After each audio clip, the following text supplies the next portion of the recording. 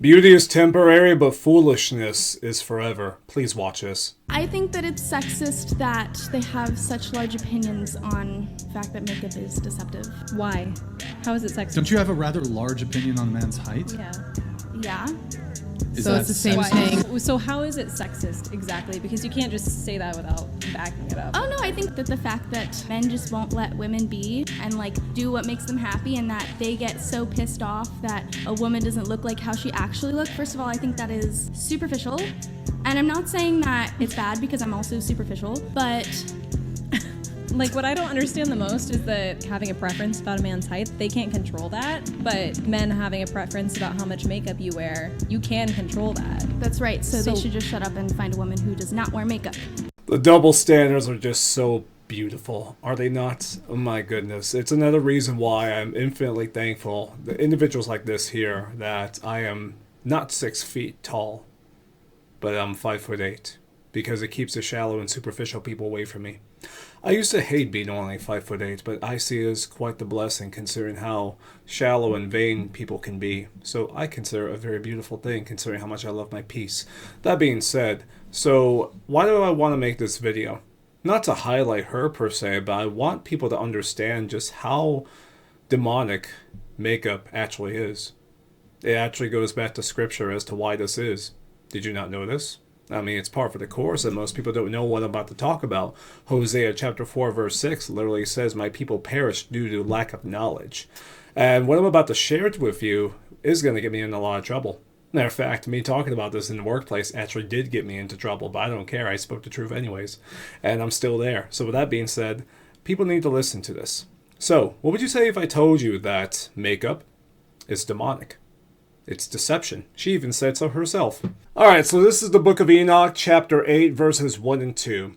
And Azazel taught men how to make swords and knives and shields and breastplates, and made known to them the metals of the earth, and the art of working them, and bracelets and ornaments, and the use of antimony, and the beautifying of eyelids, and all kinds of costly stones, and all coloring tinctures. Verse 2, and there was much godlessness, and they committed fornication, and they were led astray, and became corrupt in all their ways.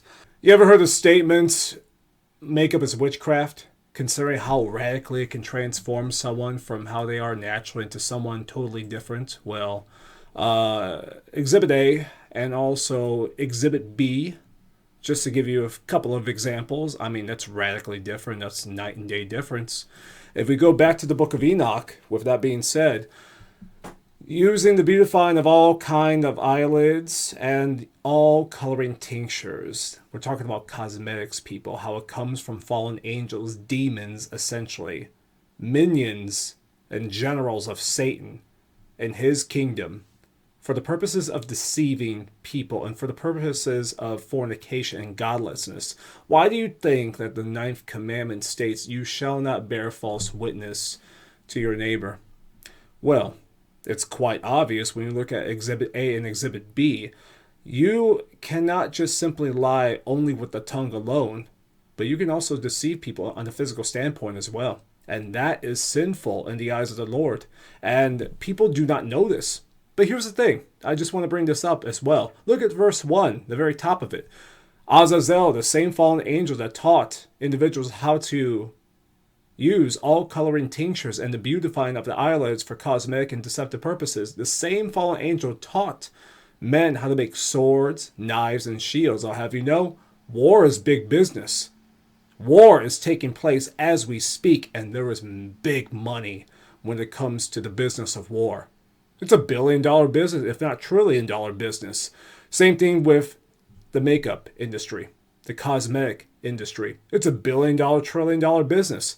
Same thing with fornication, prostitution, ØNLYFANS. Billion-dollar business by far.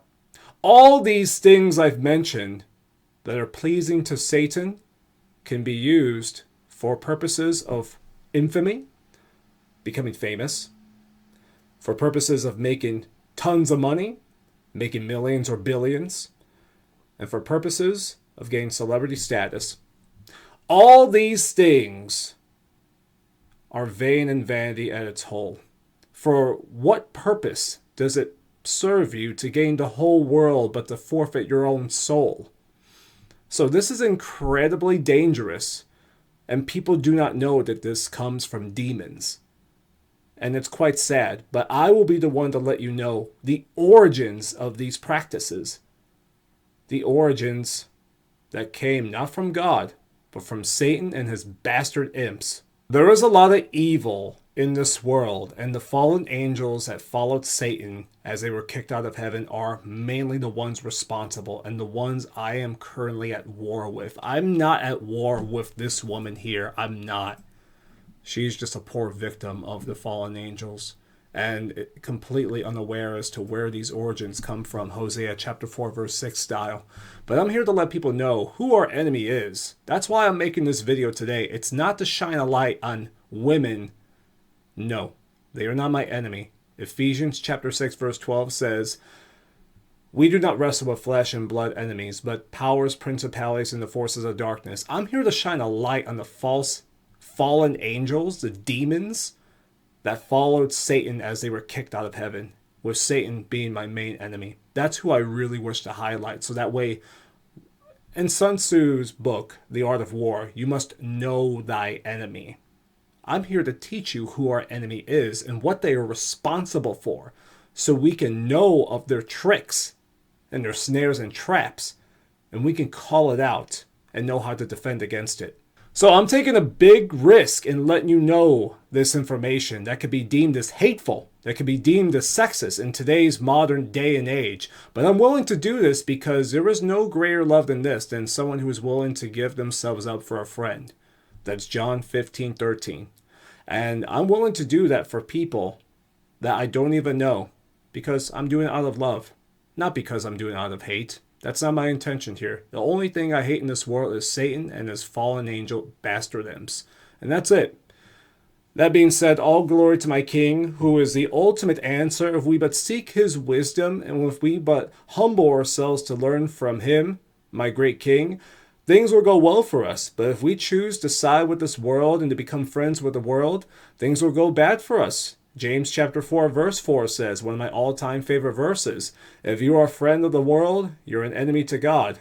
And I want to bring as many souls away from the world and from Satan and the fallen angels to my great King as humanly possible, for that is my purpose in this life. All glory to him.